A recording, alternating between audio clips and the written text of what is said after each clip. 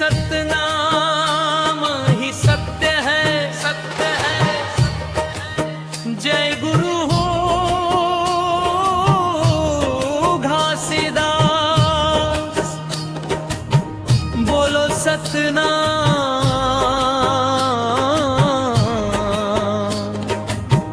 सतनाम, सतनाम। सतनाम ही सत्य है, सतनाम ही सच्चा नाम। गुरु बाबा के चरणन मां, जीवन हो ही अच्छा, कर ले अच्छा काम। सतनाम ही सत्य है, सतनाम ही सच्चा है, सच्चा नाम। गुरु बाबा के चरणन मां, जीवन हो ही अच्छा, कर ले अच्छा काम।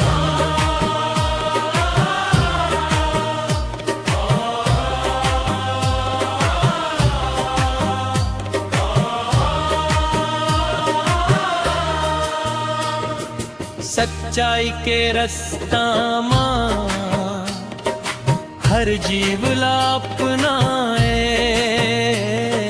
झूठ कपट के बाटला दूर दूर ले भगाए।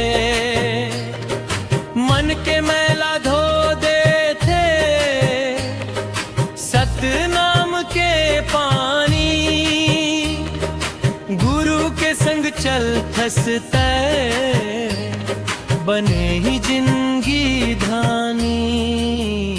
सतनाम ही सत्य है, सतनाम, सच्चा नाम। गुरु बाबा के चरणन मां, जीवन हो ही अच्छा, कर ले अच्छा काम।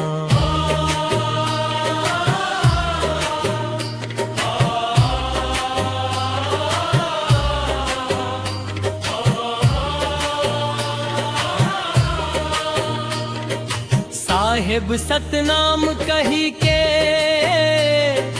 दुनिया ला सुधार दे, सच्चा धर्म मानवता सबके मन में उतार दे।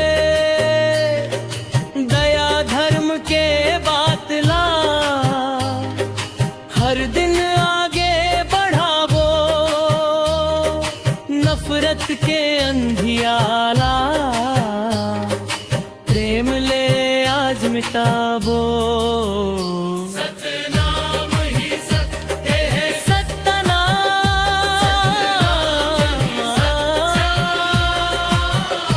गुरु बाबा के चरणन मां, जीवन हो ही अच्छा, कर ले अच्छा काम।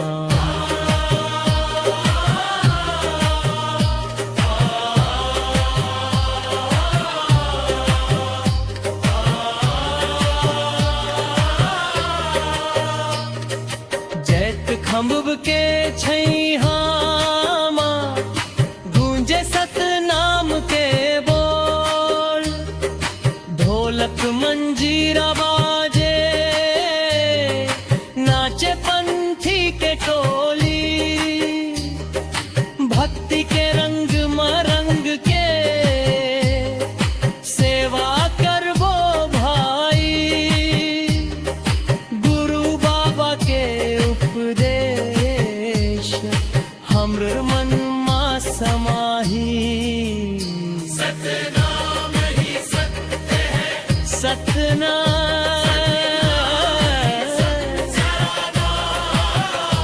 गुरु बाबा के चरणन मां, जीवन हो ही अच्छा, कर ले अच्छा काम।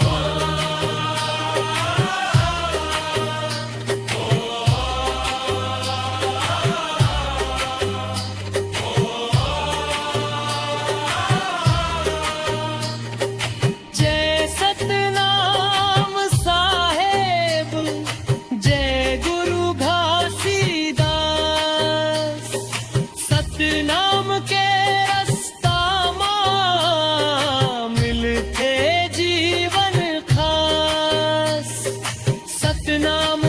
जियारा घर घर ले अंजोर होए